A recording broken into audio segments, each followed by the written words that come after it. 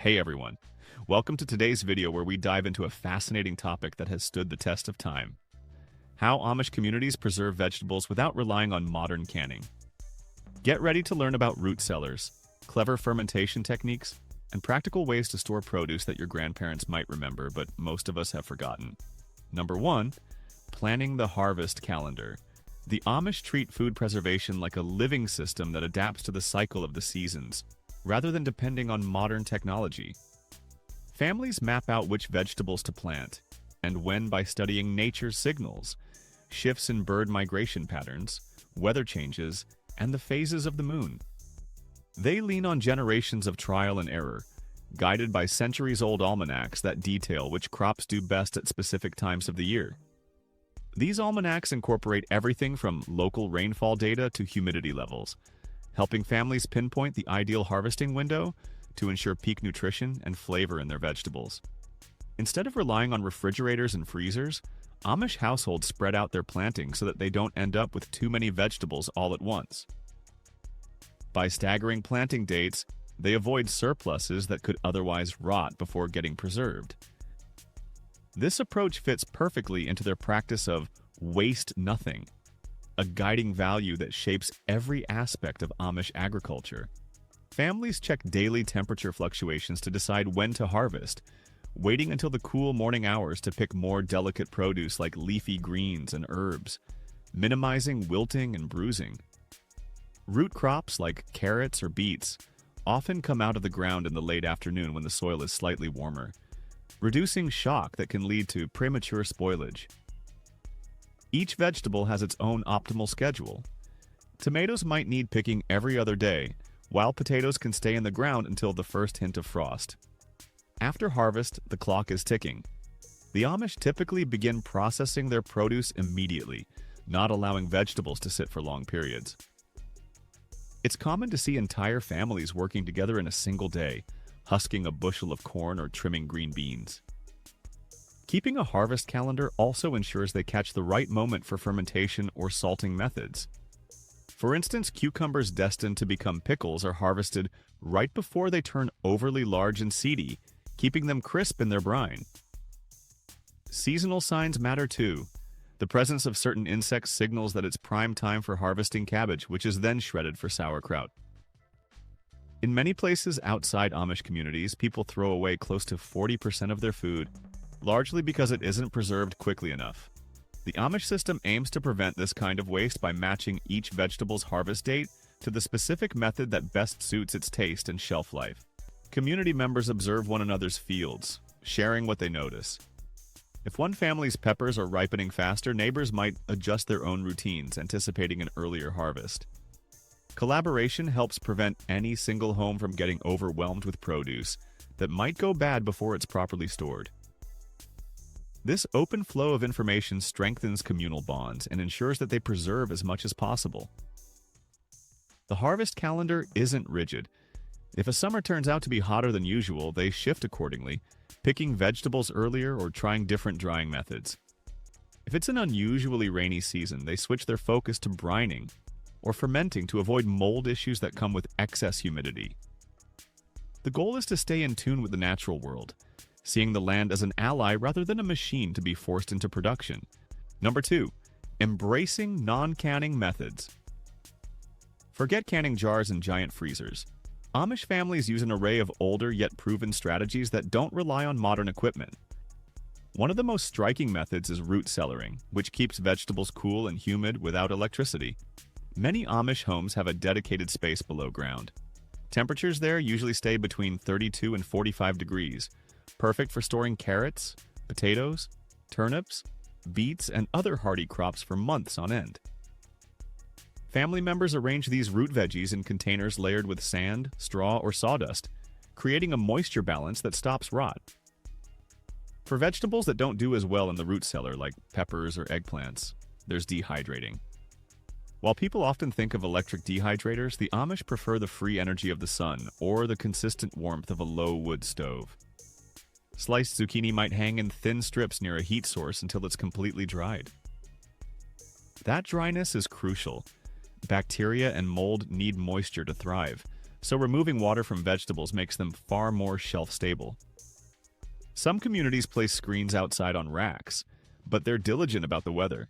If it's too humid or rainy, drying shifts indoors, often onto large trays lined with cloth. Salt preservation is another non-canning favorite. Vegetables get sprinkled or rubbed with salt, drawing out the moisture. Traditional salt brining methods can last for weeks, buying time before the family transitions the produce to a more stable form of preservation. It's common to see cucumbers submerged in a salt solution while they wait for an open spot in the pickling rotation. This short-term solution is vital during bumper crop situations, when the garden produces more than usual. Even fermentation doesn't always mean canning. For example, sauerkraut is stored in big ceramic crocks, pressed down to keep out air, and left to bubble away in a cool space until it reaches the desired sourness. The natural acids from fermentation act like a shield against harmful bacteria. Similarly, Amish families often ferment beets, carrots, and green beans, creating tangy side dishes that can last for months if kept cool and sealed against oxygen. This process requires clean vessels, so crocks or barrels are scrubbed meticulously. Air drying herbs is simpler than many realize. Tie a small bundle, hang it in a shady, breezy spot, and let time do the rest. Once the herbs are crisp, they're crumbled or chopped, then stored in glass jars, sometimes reused jars with tight lids, not always classic canning jars. These dried herbs not only add flavor but also play a role in preserving other foods. For instance, thyme and rosemary are used to rub on meats and cheeses, creating a herbal crust that keeps bad bacteria at bay. They also use plant leaves as natural wrapping material. Grape leaves, for example, have a natural waxy coating and tannins that stave off bacterial growth. Soft cheese or butter can be wrapped in leaves for an extended shelf life, while herbs like dill or mint can be placed between layers of vegetables in storage to slow spoilage. Grapevine wrappings and large cabbage leaves are other favorites, each with slightly different preservative qualities. It's noteworthy that these methods aren't rigidly separated. Amish homes typically use a layered preservation strategy. Vegetables get a quick salt brine, then a day later they might be ready for fermenting or drying, depending on the weather and available workspace. The key is flexibility. By mastering non-canning methods that have existed for centuries, the Amish can ride out power outages or supply chain problems without fear that their vegetables will go bad. Number 3, turning surplus into opportunity. When nature decides to be extra generous, a family might suddenly have bushels of tomatoes or cucumbers all at once. Instead of letting any spoil, the Amish treat a bumper crop as a chance to strengthen community ties. Neighbors gather for work frolics, where everyone helps clean, slice, and store food at a speed no single family could handle alone. Younger children learn by doing simple tasks like trimming beans, while teenagers move heavier loads, and more experienced adults oversee quality control. This cooperative effort ensures that no vegetable is thrown away. Excess zucchini can be turned into dried zucchini chips that last for months, or pickled with traditional vinegar, salt, and sugar solutions. Surplus corn is husked and tied in bundles to dry in barns, eventually ground into cornmeal or used as dried kernels for hearty winter stews. While modern Americans might toss out produce because they have too much to handle, these communities pool manpower to get the work done quickly and efficiently. They also use creative methods to extend shelf life during the busiest parts of harvest. A common trick is submerging vegetables in a mild salt solution right after picking. This salty bath stalls bacterial growth until a thorough preservation method can be completed. It's like pressing a pause button on spoilage. If families know they can't finish all the processing in one day, they'll put bushels of beans or cucumbers into these brine barrels, effectively buying themselves an extra couple of days. Sharing is deeply embedded in Amish culture. If one household has too many peppers, they may pass them along to neighbors who lack that crop. In turn, they might receive extra onions or potatoes later. This community safety net not only prevents waste but encourages diversity in each family's pantry. Many times they'll convert those exchanged items into preserved goods, like turning a neighbor's extra beets into pickled beets flavored with cinnamon and clove. For truly massive harvests, families sometimes call upon older storage traditions that aren't used as often today. Certain Amish communities still practice layering root vegetables in earthen mounds, covering them with straw and a thin layer of soil to keep them cool and moist. Potatoes, carrots, and turnips can remain in these mounds through much of the winter. Families retrieve them gradually, ensuring a steady supply of fresh-tasting produce without opening the entire cache and risking mass spoilage. Even fruits get this surplus treatment. Apples might be pressed into cider or dried in thin slices that can last a year. Grapes can become juice, raisins, or a naturally fermented beverage, each step capturing nutrients that otherwise would vanish if the fruit was left to rot. This combination of immediate processing, community collaboration, and diverse preservation methods flips surplus from a hassle into a blessing. The end result is far less waste than in modern households. With each generation, new ideas merge with old traditions to handle surpluses even better. Some younger Amish folks read about advanced composting or alternative fermentation methods. Maybe they pick up these concepts in markets or libraries, and then integrate those into the family routine. If something works well and aligns with core Amish values, it becomes part of their collective skill set. In this way, the community constantly refines its approach, all while respecting the wisdom handed down through the years. Number 4. Harnessing the power of herbs and natural additives. One of the biggest secrets to Amish vegetable preservation lies in the strategic use of herbs. Thyme, rosemary, sage, mint, and dill aren't just for flavor. They have natural antibacterial and antifungal properties that help keep food fresh. Some Amish cooks will layer thyme leaves under cheesecloth-wrapped vegetables to reduce the risk of mold, or rub rosemary on the edges of sliced squash before drying it. The technique behind herb-infused vinegars stands out for its dual purpose. By steeping herbs like tarragon or basil in vinegar, they create a powerfully acidic solution that not only tastes amazing but also blocks harmful microbes. Small vegetables or sliced onions stored in these vinegars can last significantly longer, and the vinegar itself can be reused for multiple batches. Similarly, herb-infused oils, especially with garlic or chili peppers, can be drizzled on food to slow spoilage. Timing is crucial for harvesting these herbs at the peak of their preservative strength. Amish gardeners aim for early morning, when essential oils are most concentrated. They bundle the herbs and hang them in well-ventilated spaces, never in direct, harsh sunlight. This slow-drying approach lets the herbs retain more of their powerful compounds. If it's too humid, they might move the drying herbs into a small attic room or a barn loft, where a steady draft flows through. Another subtle yet effective trick is mixing dried, ground herbs into salt for a form of herbal salt rub. When rubbed onto vegetables or even eggshells, it can extend freshness by creating a hostile environment for bacteria. This technique shows up most often in the cooler months, when families might store eggs unwashed and rubbed in an herbal salt mix so they last several weeks unrefrigerated. Outside the realm of herbs, the Amish also use wild leaves. Grape leaves, for instance, contain tannins that help prevent spoilage. Soft cheeses wrapped in grape leaves can remain fresh for longer, especially when stored in a cool cellar. It's not just grape leaves, though. Blackberry leaves, cabbage leaves, or even wild rhubarb leaves serve similar purposes, each chosen for the type of vegetable or dairy product they're protecting.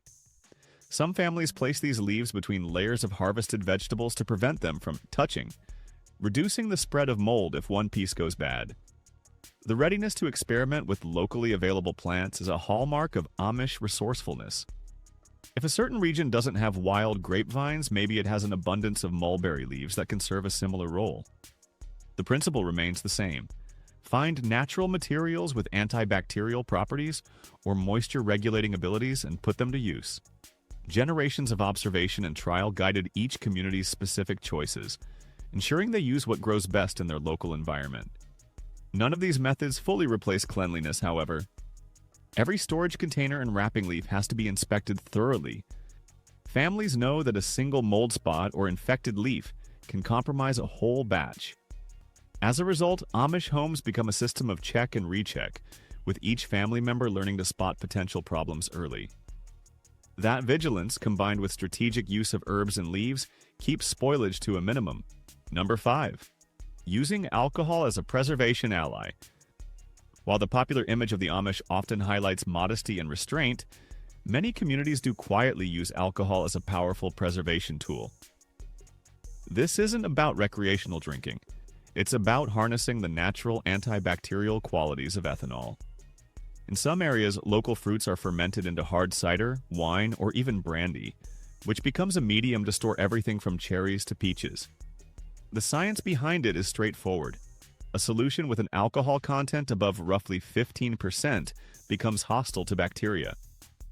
Amish families make small batches of fruit brandy, peach brandy, cherry brandy, or even blackberry brandy, specifically for preserving delicate produce that would otherwise spoil quickly.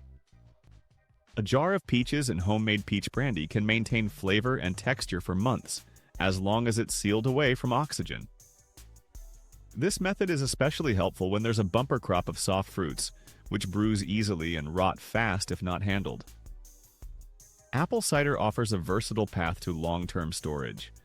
Fresh cider keeps for only a few days, but once it starts fermenting into hard cider, it gains a longer shelf life. Some families take it a step further, distilling the cider into a stronger, apple-based spirit. This high-proof liquid acts like a preservative that not only halts spoilage but also intensifies fruit flavors. Soaking slices of apples, pears, or even herbs in this spirit extends their usability into winter or early spring.